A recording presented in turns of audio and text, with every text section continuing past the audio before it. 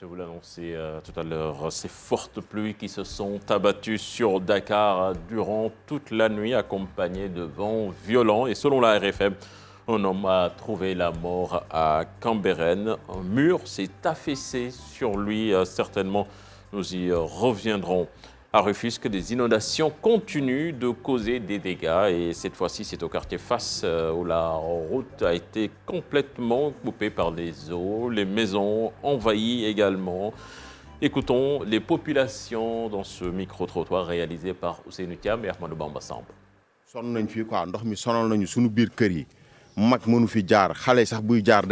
Nous sommes fatigués de vivre cette situation à chaque hivernage.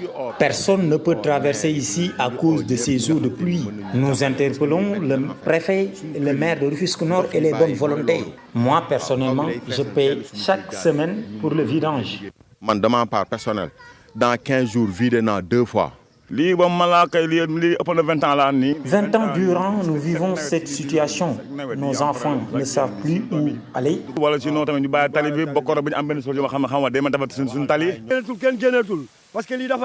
C'est inadmissible ce qui se passe dans ce quartier. Les autorités nous ont abandonnés. La fois passée, dimanche passé, les autorités étaient là. Ils avaient tenu des promesses jusque-là non respectées. S'ils ne réagissent pas, on sera obligé de barrer cette route.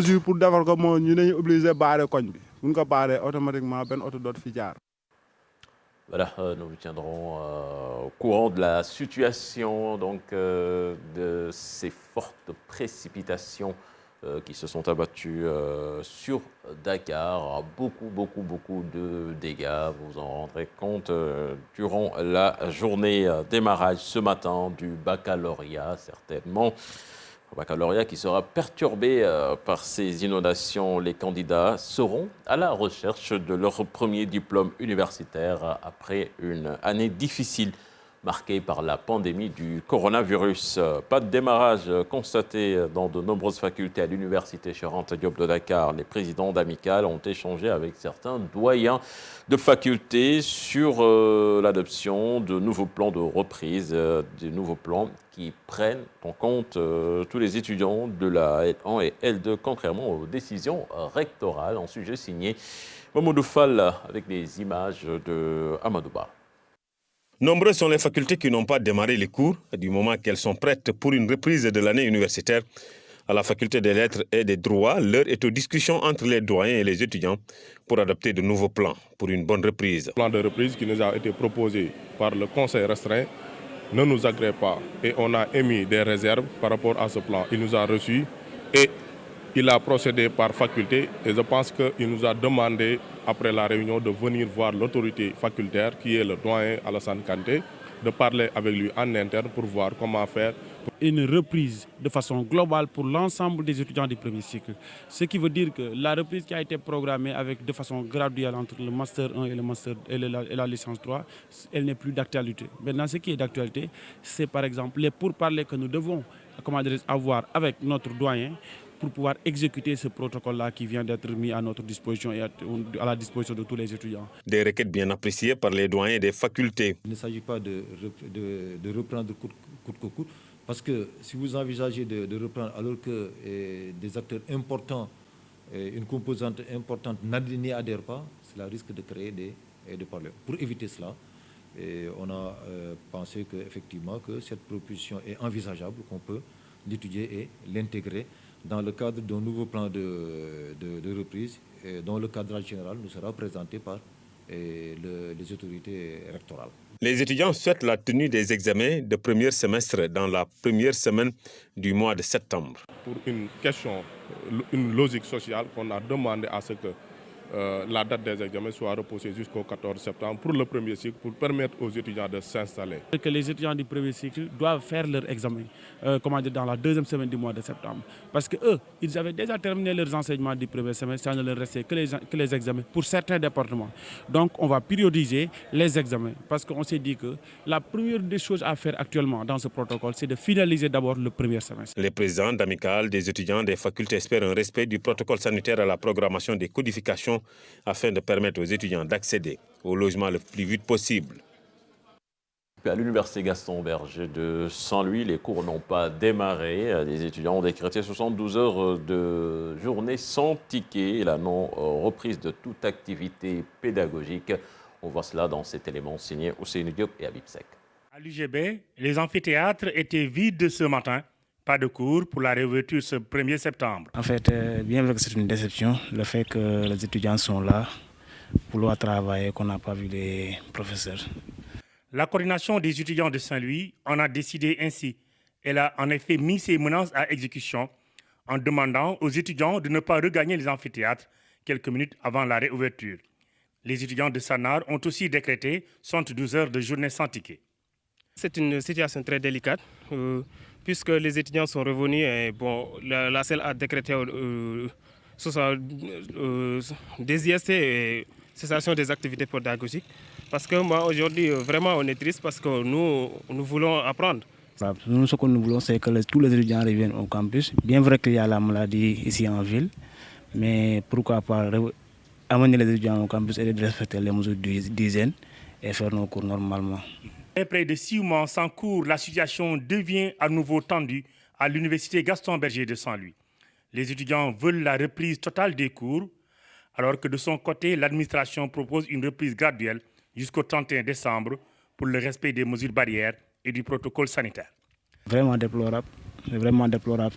D'après ce qu'ils ont proposé, faire un semestre en 6 semaines, ça, c'est pas possible.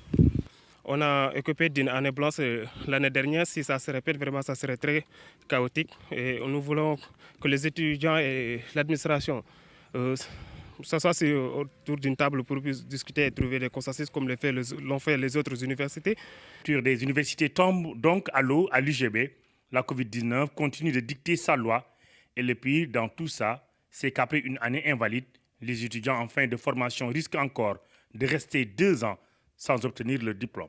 Reprise des enseignements à l'Institut supérieur d'enseignement professionnel de Diamniadio, le recteur rassure sur les mesures prises pour le respect du protocole sanitaire. Une occasion pour le recteur de donner des assurances sur le niveau de construction de cet institut construit grâce à la coopération internationale coréenne. On voit cela avec Ousseynou Thiam et Armando Bamba-Sambo.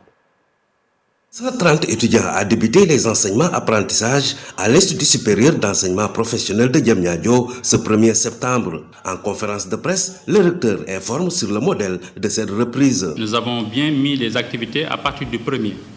Donc à partir du 1er septembre, je vous l'ai dit tout à l'heure, il ne faut pas qu'on s'attende demain à avoir des apprenants qui viennent en classe pour suivre avec un enseignant qui va faire un cours magistral et qui vont prendre note. Je vous ai bien expliqué, nous démarrons par des mises en situation qui leur permettraient dans un premier temps de connaître le métier. Sur le respect du protocole sanitaire face à la propagation de la Covid-19, le recteur rassure. On ne peut pas obliger une entreprise qui a des gestes barrières. Elles ont des gestes barrières comme nous. Donc de recevoir massivement nos apprenants et nous avons inversé les choses pour, avant même que cette situation de la Covid puisse se stabiliser, reproduire exactement les mêmes gestes professionnels avec de la place pour des startups certainement qui vont s'installer à l'ISEP de Diamniadio et permettre à nos apprenants de pouvoir justement vivre, toute l'expérience professionnelle, requise. Une occasion saisie également par le recteur pour rassurer les pensionnaires sur le niveau de construction de l'ISEP suite à leur sortie pour dénoncer l'absence de fosses septiques. On m'a remonté que l'ISEP n'a pas de fosses septiques et qu'en fait les infrastructures ne sont pas prêtes. Nous ne sommes pas autorité contractante. Je l'ai précisé et c'est dans le document de presse. C'est la COICA qui est l'autorité contractante qui a contacté avec une entreprise sénégalaise générale d'entreprise, GE, et qui a construit cette infrastructure-là. L'entreprise de construction a tardé à construire les fosses septiques. Rappelons que cet institut est acquis grâce à la coopération coréenne COICA. Et puis retenez que le Sytjust a suspendu son mot d'ordre de grève, une décision qui fait suite à leur rencontre avec le garde des Sceaux, ministre de la Justice. L'actualité internationale à présent, 5 ans après les attentats de Charlie Hebdo, le procès des présumés coupables s'ouvre ce matin à Paris. Le président français Emmanuel Macron, en déplacement à Beyrouth, a soutenu qu'en France, il existe le droit de blasphème, en référence certainement aux caricaturistes de Charlie Hebdo. Et puis nous restons toujours avec Emmanuel Macron par rapport à la crise libanaise. Le président français s'engage à accompagner ce pays frappé par, on le rappelle, cette explosion au port de Beyrouth. Macron, que je vous propose d'écouter. La France a donc agi dès le lendemain de l'explosion, par elle-même, de toutes ses forces, et nous continuons de le faire, État, collectivités locales, entreprises, citoyens, notre armée, nos ministères, évidemment le Quai d'Orsay, mais aussi le ministère de l'Intérieur, nos ONG, avec beaucoup de volontaires, et nos collectivités territoriales. Un pont aérien et maritime a été mis en place, 8 vols et 2 navires affrétés par le ministère des Armées, un vol affrété par le groupe CMA-CGM dès le 5 août, et ce pont a permis de déployer près de 140 personnels, d'acheminer 1000 tonnes d'aide en nature. Un 3e navire vient d'arriver, affrété par la Fondation CMA-CGM, avec de l'aide en nature provenant de l'État, des collectivités territoriales, des ONG et du secteur privé. En Arabie Saoudite, 2 membres de la famille royale ont été accusés de corruption. Plus de détails dans cet élément signé à Fatou Bintou Conté. Les officiels saoudiens ont annoncé ce mardi matin le limogeage d'un haut militaire saoudien et de son fils. L'un était commandant des forces de la coalition au Yémen, l'autre vice-émir de la région d'Al-Jouf. Tous 2 membres de la famille royale et sont accusés de corruption. À leur côté, 4 autres officiers sont aussi particulièrement visés par l'enquête pour corruption lancée au sein du ministère de la Défense et à la demande du prince héritier Mohammed Ben Salman. C'est donc un nouveau coup dans la lutte contre ce fléau endémique contre lequel le régime affirme lutter depuis des années. En mars dernier, près de 300 hauts fonctionnaires gouvernementaux avaient été arrêtés sous les mêmes accusations. En 2017, des centaines de princes, ministres et hommes d'affaires étaient détenus pour corruption dans l'hôtel de luxe Ritz-Carlton de Riyad.